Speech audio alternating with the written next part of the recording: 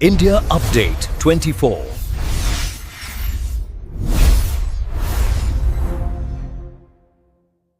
India update 24 प्रस्तुत करता है मनरेगा से जी राम जी तक। क्या यही है ग्रामीण भारत की सबसे बड़ी क्रांति?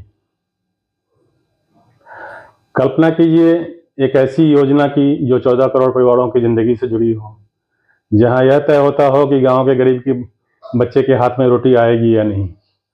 सन 2005 में आया था महात्मा गांधी राष्ट्रीय ग्रामीण रोजगार गारंटी अधिनियम, यानी मनरेगा। एक कानून, एक गारंटी, एक उम्मीद।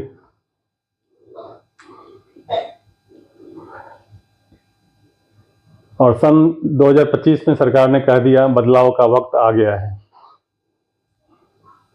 लेकिन यह बदलाव सिर्फ एक योजना का नहीं है, यह एक बहस है विकास की, राजनीति की और सबसे जरूरी गांव के मजदूर की गरिमा की।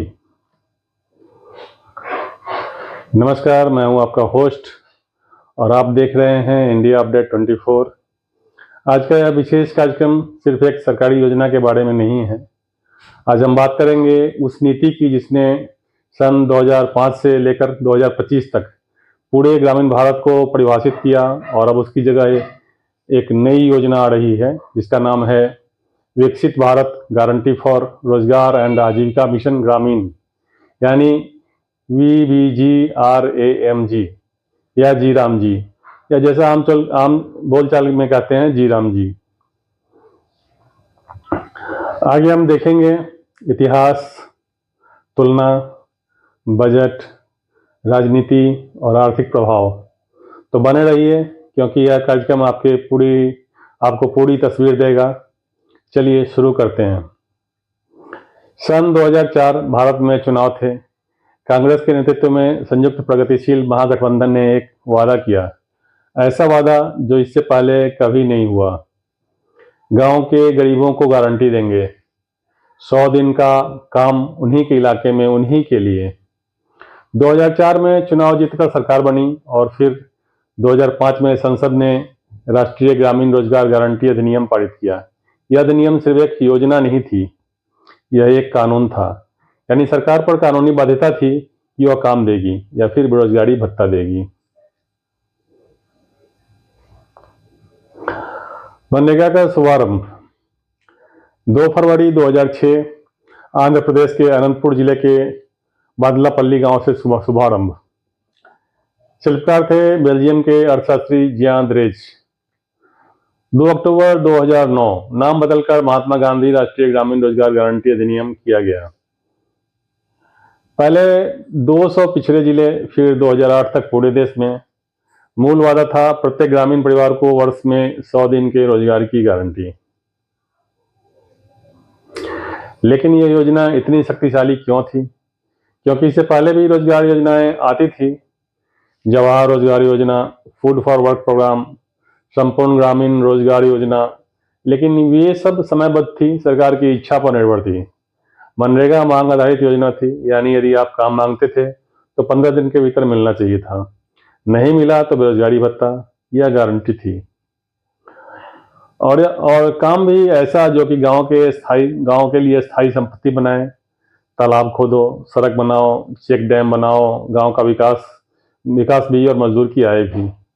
सिद्धांत में एकदम सटीक योजना, लेकिन वास्तविकता में आइए देखते हैं 20 साल बाद का सच। यह ऐतिहासिक क्यों था?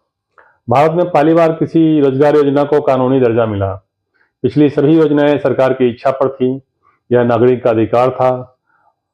मजदूर कानूनी रूप से काम मांग सकता था और न मिलने पर मुआवजे का दावा कर सकता था।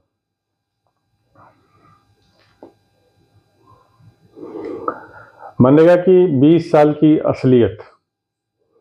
अब बात करते हैं उस सवाल की, 20 साल में मनरेगा ने क्या दिया। दोनों पहलू देखते हैं, जो अच्छा हुआ और जो नहीं हुआ। उपलब्धियां, जो काम आया। पहले सफलता की कहानी। 2011-12 में ग्रामीण गरीबी 25.7% थी। 2023-24 में यह घटकर केवल 4.86% रह गई। यह अकेले मनरेगा का योगदान नहीं था, लेकिन मनरेगा की भूमिका महत्वपूर्ण थी। पलायन कम हुआ, सूखे और बाढ़ के समय लोगों के हाथ में पैसा था, महिलाओं की रोजगार में भागीदारी बढ़ी। आंकड़े बताते हैं कि कोविड के दौरान सबसे ज्यादा मांग आई और उस वक्त मनरेगा ने करोड़ों लोगों को वास्तव में बचाया।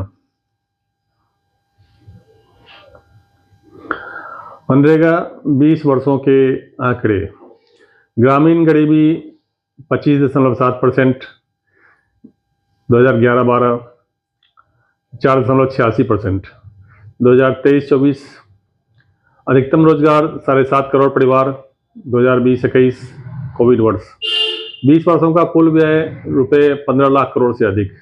महिला भागीदारी कुल मजदूरों का लगभग 55%। निर्मित संपत्तियां करोड़ों, तालाब, सड़कें, चेक डैम और वृक्षारोपण। समस्याएं जो नहीं हुआ। अब दूसरा पहलू, 2025-26 में 23 राज्यों में जांच हुई। नतीजा, कई जगह काम ही नहीं हुआ था, लेकिन भुगतान हो गया। मशीनों से काम करवाया गया, हाथ से दिखाया गया और एक ही वर्ष में 193.67 करोड़ का भ्रष्टाचार पकड़ा गया। यह तो ऊपर से जो दिखा, उससे भी ज्यादा अंदर गड़बड़ी थी। दूसरी समस्या थी संपत्तियों की गुणवत्ता। गड्ढा खोदो, गड्ढा भरो, यह वाक्यांश मनरेगा की आलोचना का प्रतीक बन गया था। यानी कभी कभी ऐसे काम होते थे जो सिर्फ दिखावे के लिए थे। पैसा खर्च, अस्थायी संपत्ति शून्य।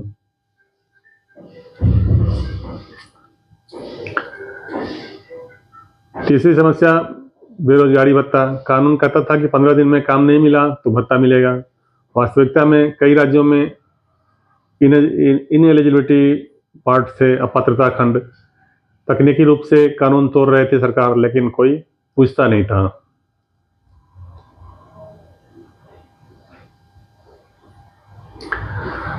मनरेगा की मुख्य समस्याएं, भ्रष्टाचार और फर्जी मास्टर रोल। कई राज्यों में निम्न गुणवत्ता की संपत्तियां, काम हुआ लेकिन कोई स्थायी लाभ नहीं। बेरोजगारी भत्ता लगभग कभी नहीं मिला कानूनी बाध्यता के बावजूद। मांग आधारित मॉडल से केंद्र के बजट पर अनिश्चितता। कोई योजना नहीं, काम तदर्थ तरीके से होते थे। फसल के मौसम में कृषि मजदूरों की कमी हो जाती थी। पारदर्शिता की कमी, आधार भुगतान के बावजूद। तो यही था वह पृष्ठभूमि, 20 साल की उपलब्धियां और 20 साल की विफलताएं। और इसी पृष्ठभूमि में 2025 में आई नई योजना VBGRAMG, और इसको जी राम जी भी कहते हैं। अब इसे विस्तार से देखते हैं। जी राम जी क्या है?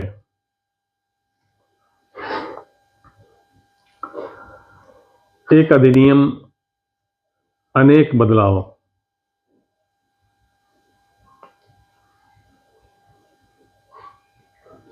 तो पहले नाम समझते हैं। विकसित भारत गारंटी फॉर रोजगार एंड आजीविका मिशन ग्रामीण, यानी VBGRAMG, जी राम जी। यह सिर्फ नाम का बदलाव नहीं है, यह ग्रामीण रोजगार की एक नई संरचना है।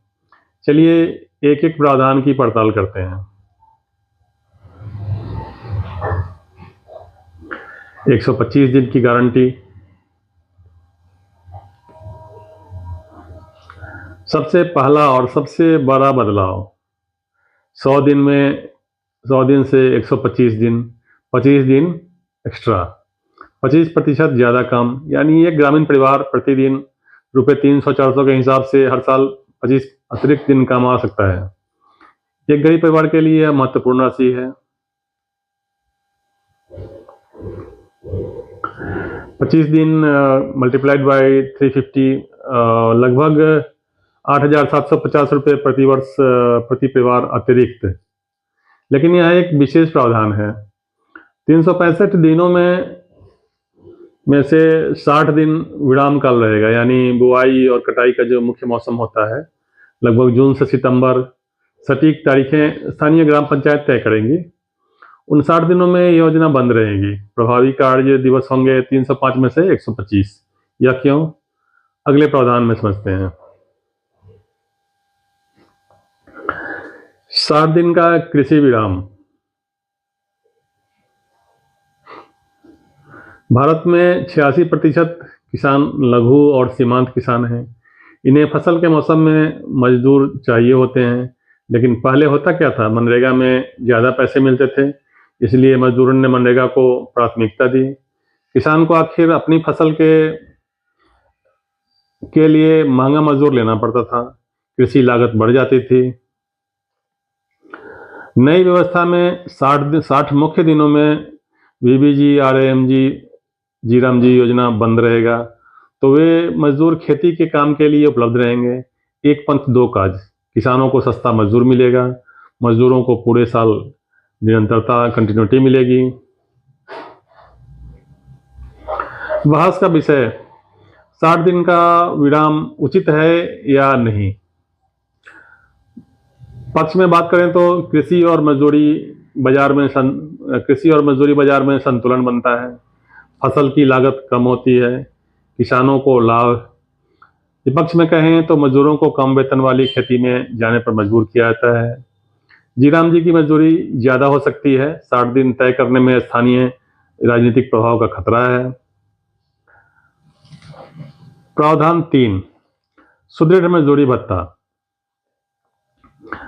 यह प्रावधान मेरे विचार से जीराम जी का सबसे शक्तिशाली परिवर्तन है। मनरेगा में बेरोजगारी भत्ता था, लेकिन अपात्रता खंडों की वजह से मिलता नहीं था। जीराम जी में वे खंड हटा दिए गए हैं।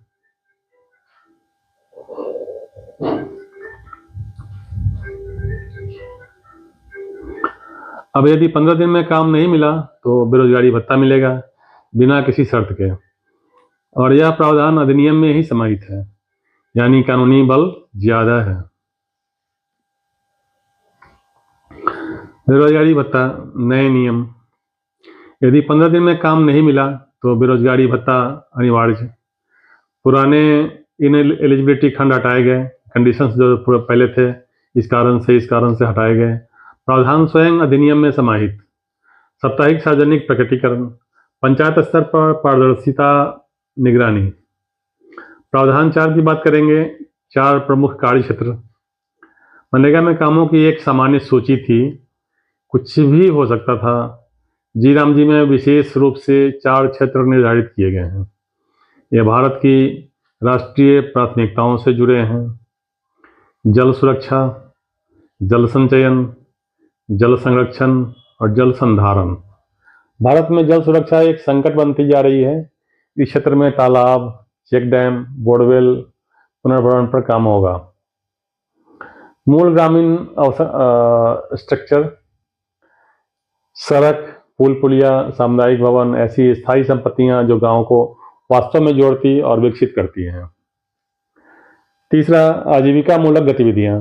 यह सबसे फ्यूचरिस्टिक क्षेत्र है, जहां सहायता समूहों की वाहनों के लिए कार्यस्थल, कृषक उत्पादक संगठनों के लिए भंडारण, प्रसंस्करण इकाइयां, फूड प्रोसेसिंग यूनिट्स, यानी काम करो तो एक संपत्ति बने जो अगली पीढ़ी के लिए आय उत्पन्न कर सके। अत्यधिक मौसम और आपदा प्रतिरोध, बाढ़, सूखा, भूस्खलन, जलवायु परिवर्तन से ग्रामीण भारत ज्यादा संवेदनशील है। दीवारें, जल निकासी प्रणालियां, बाढ़ रोधी संरचनाएं इस क्षेत्र के अंतर्गत आएंगी। प्रावधान 5, विकसित ग्राम पंचायत योजना। मनरेगा में परियोजनाओं का भंडार होता था, बस एक सूची थी कामों की, जो चाहो उठाओ, और तदर्थ न कोई योजना न कोई दृष्टि। जीराम जी में अब विकसित ग्राम पंचायत योजना अनिवार्य है, यानी हर गांव को पहले यह तय करना होगा कि विकसित गांव बनने के लिए उन्हें क्या चाहिए। उसी योजना के अनुसार काम होगा, व्यवस्थित और उद्देश्यपूर्ण। प्रावधान 6, पारदर्शिता की तिहरी व्यवस्था। भ्रष्टाचार रोकने के लिए 3 स्तर हैं। पहला, बायोमेट्रिक अप्रूवल, काम करने वाला शारीरिक रूप से उपस्थित होना चाहिए, भूत मजदूर नहीं चलेंगे। दूसरा, जियो टैगिंग, हर संपत्ति जीपीएस टैग होगी, आप घर बैठे देख सकते हैं कि काम हुआ या नहीं। तीसरा, साप्ताहिक सार्वजनिक प्रकटीकरण। हर सप्ताह ग्राम पंचायत में जनसभा, इस सप्ताह क्या काम हुआ, कितना पैसा खर्च हुआ, कितनों को रोजगार मिला, कितनों को भत्ता मिला, गांव के लोग स्वयं उसकी निगरानी करेंगे। अनियमितताएं पकड़ने के लिए कृत्रिम बुद्धिमत्ता AI का भी उपयोग होगा। मनरेगा बनाम जी राम जी, अब इस संदर्भ में बात करेंगे। आमने सामने कौन बेहतर? अब वह क्षण आया जिसका आप सब इंतजार कर रहे थे। सीधी तुलना, एक एक पैमाने पर कौन बेहतर, या फिर क्या यह वास्तव में बेहतर है या सिर्फ नाम का फर्क?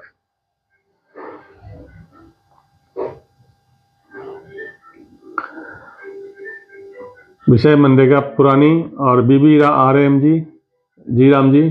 कार्य दिवस वर्ष में 100 दिन की गारंटी, वर्ष में 125 दिन की गारंटी, 25 दिन ज्यादा। विराम काल कोई नहीं, पूरे साल काम, 60 दिन, फसल मौसम में बंद। वित्त पोषण केंद्र 100% मजदूरी और 75% मटेरियल। केंद्र 60%, स्टेट 40% जनरल। विशेष राज्य सामान्य राज्यों जैसा पहाड़ी पूर्वोत्तर केंद्र राज्यों के लिए 90% सेंटर और 10% स्टेट। केंद्र शासित प्रदेश कुछ केंद्र वित्त पोषित 100% केंद्र द्वारा। बेरोजगारी भत्ता था लेकिन खंडों के कारण मिलता नहीं था, अनिवार्य खंड हटाए गए। अधिनियम में समाहित कार्य चयन, तदर्थ परियोजना भंडार, विकसित ग्राम पंचायत योजना आधारित है। फोकस का क्षेत्र है सामान्य ग्रामीण कार्य क्षेत्र, जल अवसंरचना, आजीविका, जलवायु, पारदर्शिता, DBT, आधार भुगतान, कुछ जियो टैगिंग, बायोमेट्रिक और जियो टैगिंग, साप्ताहिक सभा, AI budget model, demand based. योजना निर्माण जिला स्तर, प्राय राजनीतिक पंचायत स्तर, आवश्यकता आधारित। संपत्ति गुणवत्ता मिश्रित, प्राय निम्न टिकाऊपन, विकसित ग्राम योजना के अनुसार स्थायी संपत्ति, जॉब कार्ड पुराने, मनरेगा कार्ड जारी रहे, बायोमेट्रिक, पुनः पंजीकरण अनिवार्य। तो तुलना देखें तो कागज पर जी राम जी बेहतर दिखती है। 25% दिन, बेरोजगारी भत्ता मजबूत, योजना बेहतर, पारदर्शिता अधिक। लेकिन एक महत्वपूर्ण बात, कागज पर कुछ भी अच्छा लिखा जा सकता है, असली परीक्षा क्रियान्वयन में है। बजट और वित्त पोषण, सिर्फ संख्याएं या वास्तविक निवेश। अब बात करते हैं पैसों की। कोई भी नीति कितनी भी अच्छी हो, यदि वित्त पोषण नहीं तो कुछ भी नहीं। तो BBRAM जी यानी जी राम जी के लिए बजट क्या है और यह 60-40 ढांचा क्या है? जी राम जी बजट 25-26। केंद्रीय बजट आवंटन 95,692 करोड़। राज्यों को 40% जोड़े तो कुल वार्षिक व्यय 1,51,000 करोड़ से अधिक। यह ग्रामीण रोजगार के लिए भारत का अब तक का सबसे बड़ा वार्षिक व्यय है। पिछला मनरेगा बजट 24-25 लगभग 86,000 करोड़ केवल केंद्र। शुद्ध वृद्धि केंद्रीय हिस्से में अकेले 9,692 करोड़। 60-40 ढांचा, यह क्यों? पहले केवल केंद्र पैसा देता था, अब राज्य 40% देगा। तो विपक्ष का सवाल है, आपने राज्यों पर वित्तीय बोझ डाल दिया। लेकिन सरकार का तर्क क्या है? सरकार का तर्क यह है कि जब राज्य अपना 40% लगा रहा है तो स्वाभाविक रूप से जवाबदेही बढ़ेगी। राज्य सुनिश्चित करेगा कि काम हो, संपत्ति बने और पैसा बर्बाद न हो। यह GST जैसा मॉडल है, साथ काम करो, साथ जिम्मेदारी लो। वित्त पोषण स्ट्रक्चर राज्यवार, सामान्य मैदानी राज्य में 60% सेंटर और 40% स्टेट। पहाड़ी राज्यों में 90% सेंटर एंड 10% स्टेट और केंद्र शासित प्रदेश में 100% सेंटर। गरीबी या कठिन भूभाग वाले को अधिक केंद्रीय सहयोग मिलेगा। समुद्री बेहतर प्रशासित राज्य अधिक राज्य जवाबदेही देंगे। मांग आधारित से आवंटन आधारित योजना में बदलाव, यह एक कम चर्चित लेकिन बहुत महत्वपूर्ण परिवर्तन है। मनरेगा डिमांड बेस्ड थी, जितना मांगो उतना मिलेगा। इसका मतलब था कि यदि एक साल 10 करोड़ परिवारों ने कम मांगा तो केंद्र का बजट दोगुना हो जाता था। अनिश्चित, योजना बनाना कठिन। जी राम जी आवंटन आधारित है, बजट पहले से तय है 95,692 करोड़ केंद्र का, उसके भीतर काम करो। अतिरिक्त खर्च हुआ तो राज्य की जिम्मेदारी, यह राजकोषीय अनुशासन के लिए बेहतर है। लेकिन एक जोखिम भी है, यदि वास्तव में ज्यादा मांग आई तो क्या आवंटन पर्याप्त होगा? 1.5 लाख करोड़ रुपए यदि वह पूरा ग्रामीण अर्थव्यवस्था में उड़ेला जाए तो स्थायी संपत्तियां बनाने के लिए, तो यह ग्रामीण सकल घरेलू उत्पाद का एक सार्थक हिस्सा है। इस पैसे का गुणक प्रभाव होगा, गांव में पैसा आएगा, गांव में खर्च होगा, स्थानीय बाजार को गति मिलेगी। अब आते हैं राजनीतिक विवाद। महात्मा गांधी से जी राम जी, एक नाम पर संग्राम।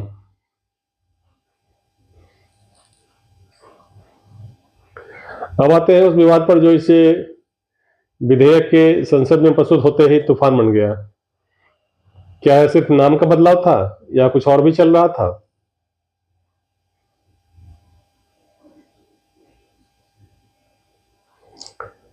विपक्ष की आपत्तियां, 3 मुद्दे।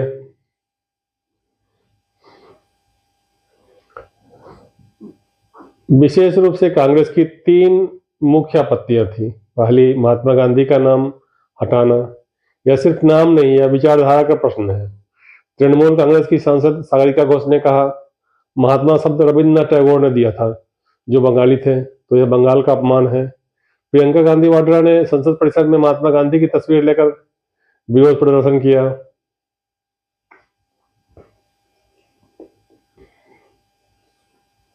दूसरी आपत्ति, 40% राज्यांश, 40% राज्य बोझ। विपक्ष शासित राज्य कर्नाटक, हिमाचल, झारखंड, बंगाल पहले से फाइनेंशियल क्राइसिस में हैं। अब इन पर 40% एक्स्ट्रा बर्डन। वे कहते हैं कि यह जानबूझकर विपक्षी राज्यों को दबाने की रणनीति है। तीसरी, 60 दिन का विराम। विपक्ष का तर्क था कि यह बंधुआ मजदूरी है, आप मजदूरों को उच्च वेतन वाले सरकारी काम से रोककर सस्ते खेत मजदूर बनने पर मजबूर कर रहे हो, यह श्रमिक अधिकारों का उल्लंघन है। सरकार का बचाव। सरकार ने 3 जवाब दिए। सरकार ने भी 3 बिंदुओं से जवाब दिया। पहला, नाम बदलाव का जवाब शिवराज सिंह चौहान ने दिया। कांग्रेस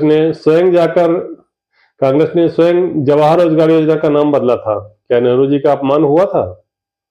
नाम बदलने से विचारधारा नहीं बदलती। और महात्मा गांधी स्वयं राम राज्य की स्थापना की बात करते थे, उनके अंतिम शब्द थे हे राम, तो जी राम जी नाम में उनका ही आदर है। दूसरा, 60 दिन का जवाब।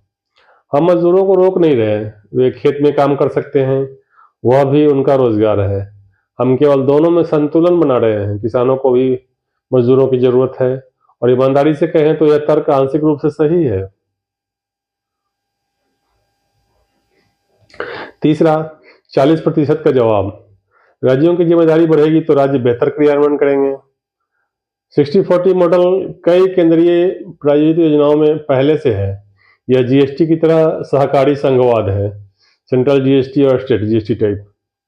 इंडिया अपडेट 24 का विश्लेषण, कौन सही नाम का विवाद प्रतीकात्मक अधिक है या वास्तविक कम? योजनाओं का नामकरण हमेशा से राजनीतिक रहा है, दोनों दल यही करते हैं। 40% का बर्डन गरीब विपक्षी राज्यों के लिए एक वैध चिंता है। केंद्र को सामान्य गरीब राज्यों के लिए भी श्रेणीबद्ध ढांचा रखना चाहिए। 60 डेज का जो विराम विवादास्पद है, मजदूर के पास विकल्प होना चाहिए, उसे जी राम जी से जबरन बाहर करना उचित नहीं है। बेहतर डिजाइन यह होता है कि यह मजदूरों की इच्छा पर छोड़ा जाता है। मेरी व्यक्तिगत राय यह है कि राजनीति में शोर हमेशा ज्यादा होता है, सार कम होता है। असली बहस यह नहीं है कि नाम क्या रखा, असली बहस यह होनी चाहिए कि क्या यह योजना गांव के मजदूर की जिंदगी बदलेगी या नहीं, उसी पर ध्यान देते हैं हम। आर्थिक प्रभाव, गांव बदलेगा या सिर्फ वादा? अब सबसे महत्वपूर्ण प्रश्न, नीति की बहस अलग होती है, अर्थशास्त्र अलग। गांव की असली जिंदगी पर क्या फर्क पड़ेगा? 3 स्तरों पर देखते हैं, अल्पकालीन, मध्यकालीन और दीर्घकालीन। अल्पकालीन प्रभाव, मजदूर की जेब देखेंगे।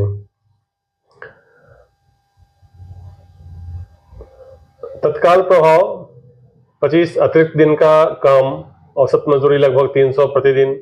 25 दिन को हम 300 से गुना करेंगे तो 7,500 बनते हैं।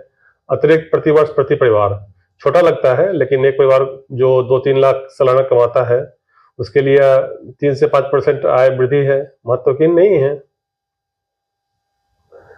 साथ ही बेरोजगारी भत्ता अब वास्तव में मिलेगा। यदि सरकार काम नहीं दे पाती तो पैसा तो मिलेगा, यह आय की निश्चिंतता है। व्यवहार अर्थशास्त्र में यह बहुत महत्वपूर्ण है। जब न्यूनतम आय सुरक्षित हो तब व्यक्ति जोखिम उठाता है, छोटा व्यवसाय शुरू करता है, बेहतर बीज खरीदता है, घरेलू वित्तीय योजना बेहतर होती है। मध्यकालिक प्रभाव, गांव की अर्थव्यवस्था। मध्यकाल में देखें तो 4 क्षेत्रों का प्रभाव। जल सुरक्षा क्षेत्र, यदि गांव में चेक डैम और तालाब बने तो अगला मानसून खराब होने पर भी सिंचाई संभव है। कृषि उत्पादकता बढ़ सकती है, किसान की आय बढ़ी, गांव की खपत बढ़ी। आजीविका क्षेत्र, यह परिवर्तनकारी हो सकता है। स्वयं सहायता समूह की बहनों के लिए कार्यस्थल बने, कृषक उत्पादक संगठनों के लिए भंडारण बने तो वे विस्तार कर सकती हैं। एक बहन अरब लखपति से करोड़पति बनने का सपना ज्यादा वास्तविक हो जाता है। गुणक प्रभाव की बात करेंगे। ग्रामीण अर्थव्यवस्था में 1,51,000 करोड़ 10 से 14 करोड़ परिवारों को प्रत्यक्ष रोजगार आए। संपत्ति निर्माण, जल निकाय, सड़कें, भंडारण, अतिरिक्त आय सक्षम, स्थानीय बाजार उत्तेजना, पैसा स्थानीय स्तर पर खर्च, स्थानीय व्यवसाय में वृद्धि। अनुमानित गुणक ₹1 का। स्थानीय आर्थिक गतिविधि में 2.5 से 3 संभावित कुल आर्थिक प्रभाव, समय के साथ 3.5 से 4.5 लाख करोड़ की जीडीपी में वृद्धि। अब दीर्घकालिक प्रभाव की बात करेंगे। विकसित भारत से जुड़ाव। दीर्घकाल में यदि जी राम जी सही तरीके से क्रियान्वित हो तो यह विकसित भारत 2047 के विजन से जुड़ता है। भारत 2047 में विकसित राष्ट्र बनना चाहता है। इसका अर्थ है ग्रामीण भारत भी विकसित होना चाहिए। ग्रामीण गरीबी शून्य के निकट, ग्रामीण अवसंरचना विश्वस्तरीय, ग्रामीण आजीविका टिकाऊ, और यही VBGRAMG प्रयास कर रही है। सुरक्षा कवच से विकास इंजन में परिवर्तन। मनरेगा ने गरीबी से बचाया, जी राम जी समृद्धि की ओर ले जाना चाहती है। सिद्धांत में यह स्वाभाविक विकास है, लेकिन जोखिम जो गलत भी हो सकता है। अब जोखिम भी देखने चाहिए। पहला, राज्यों की क्षमता। 40% राज्य वित्त पोषण तो है, लेकिन क्या गरीब राज्यों के पास क्रियान्वयन तंत्र है? बिहार, झारखंड, छत्तीसगढ़, इन राज्यों में प्रशासनिक क्षमता सीमित है। यदि राज्य 6 महीने में योजना नहीं बना पाए तो गांव को काम नहीं मिलेगा। दूसरा, विकसित ग्राम पंचायत योजना का बोझ। हर गांव को उचित योजना बनानी होगी, लेकिन भारत में लाखों ग्राम पंचायतें हैं। क्या उनके पास योजना बनाने के लिए प्रशिक्षित कर्मचारी हैं? प्रशिक्षण, क्षमता निर्माण, इन सब में समय लगता है। तीसरा, digital infrastructure. Biometric, geo tagging, artificial intelligence, निगरानी, यह सब तभी काम करेगा जब नेटवर्क कनेक्टिविटी हो। भारत के दूरस्थ क्षेत्रों में नेटवर्क की विश्वसनीयता अभी भी एक समस्या है। महत्वपूर्ण जोखिम की बात करेंगे। निगरानी जरूरी है। राज्यों की वित्तीय तंगी, अपर्याप्त 40% कंट्रीब्यूशन, काम उपलब्ध नहीं, ग्राम पंचायत योजना क्षमता का अभाव, खराब विकसित ग्राम योजना, निम्न गुणवत्ता की संपत्तियां, दूरस्थ क्षेत्रों में डिजिटल इंफ्रास्ट्रक्चर की कमी, 60 दिन कृषि विराम निर्धारण में राजनीतिक का दुरुपयोग, संक्रमण व्यवस्था, पुराने मनरेगा जॉब कार्ड रद्द, नए पंजीकरण में देरी, संपत्ति गुणवत्ता निगरानी, जियो टैगिंग सहायक है, लेकिन भौतिक गुणवत्ता स्थानीय निगरानी पर निर्भर करती है। आपका फैसला। इंडिया अपडेट 24 का अंतिम मत। तो साथियों, हम आए हैं इस यात्रा के आखिरी पड़ाव पर। हमने देखा मनरेगा का जन्म, 20 साल की कहानी, VBGRAMG की पूरी संरचना, तुलना, बजट, राजनीति और अर्थशास्त्र। अब वक्त है कंक्लूजन का। इंडिया अपडेट 24 का आकलन, 5 प्रश्न। मैं यहाँ कोई राजनीतिक पक्ष नहीं लूंगा, मैं आपको 5 प्रश्न देता हूँ। अपना उत्तर स्वयं तय करें। पहला प्रश्न, क्या 25 अतिरिक्त दिन का लाभ वास्तविक है? उत्तर है हाँ, संख्याएं स्पष्ट हैं। 125 दिन 100 दिन से ज़्यादा होते हैं। प्रति परिवार आय बढ़ सकती है, बेरोजगारी भत्ता मजबूत है, इस पैमाने पर जी राम जी बेहतर है। दूसरा प्रश्न, क्या 4 क्षेत्र और ग्राम पंचायत योजना मनरेगा से बेहतर है? उत्तर है सैद्धांतिक रूप से हाँ। योजना और फोकस बेहतर है, लेकिन क्रियान्वयन पर निर्भर करेगा।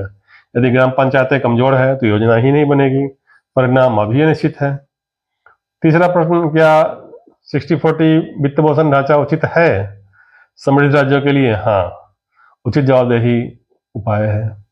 वास्तव में गरीब राज्यों के लिए शासक केंद्र को अधिक उदार होना पड़ेगा, इसमें सुधार की गुंजाइश है। चौथा प्रश्न, क्या पारदर्शिता उपाय भ्रष्टाचार रोकेंगे?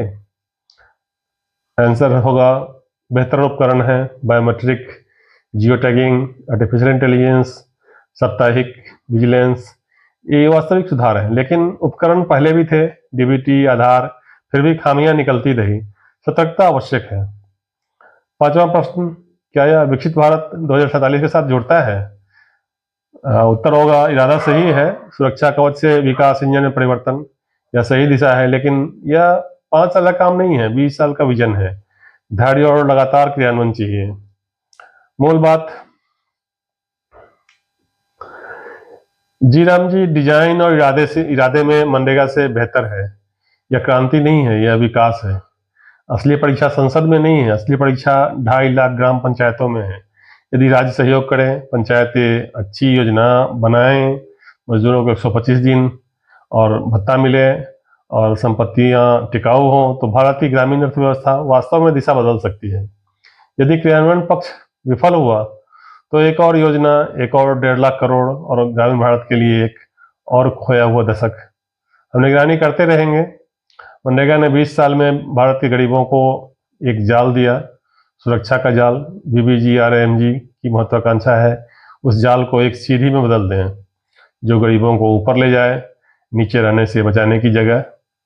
यह परिवर्तन यदि सच में होता है तो यह 2005 के बाद ग्रामीण भारत में सबसे बड़ा आर्थिक रूपांतरण होगा। लेकिन याद रखना, रात की बोनी राही है। ख्वाब यह देखकर सुबह रोशनी होगी। ख्वाब देखना जरूरी है, लेकिन काम भी करना होगा। नीति के कागज से जिंदगी नहीं बदलती। जब नीति जमीन पर उतरे, सही तरीके से, सही समय पर, सही लोगों तक। साथियों, आज का विशेष कार्यक्रम था एक गहन पड़ताल जो हमने की मनरेगा से जी राम जी तक। यदि आपको यह कार्यक्रम जानकारीपूर्ण लगा हो तो कृपया लाइक करें, साझा करें और चैनल को सब्सक्राइब करें। इंडिया अपडेट 24 आता है केवल खबर लेकर नहीं, बल्कि पूरी तस्वीर लेकर, क्योंकि आप हकदार हैं संपूर्ण जानकारी के, बिना किसी पक्षपात के। और कमेंट में बताइए BBGRAMG या जी राम जी के बारे में आपकी क्या राय है। क्या यह सच में गांव बदलेगा या यह सिर्फ एक नया नाम है पुरानी योजना का। मैं हूँ आपका होस्ट इंडिया अपडेट 24 के लिए। नमस्कार। From the MGN Riga dirt roads where we carried heavy loads to a VB Graham shining bright with a future. Ooh, yeah. Dusty roads and calloused hands working hard across the land. Ooh, yeah. Ooh, yeah. Dusty roads and calloused hands working hard across the lands. Now a different kind of sun is rising, hear that engine synchronizing. From the shade beneath the neem tree sway to a brighter modern day. Solar panels gleam and shine, a brand new hopeful upward sign. It's the heart of India's biggest revolution.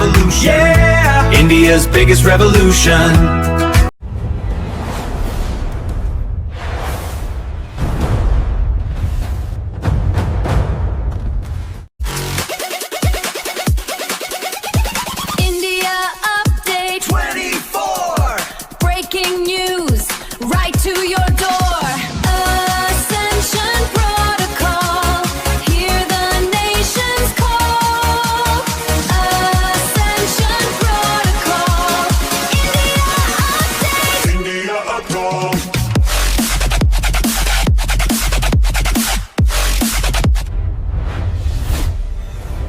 Update 24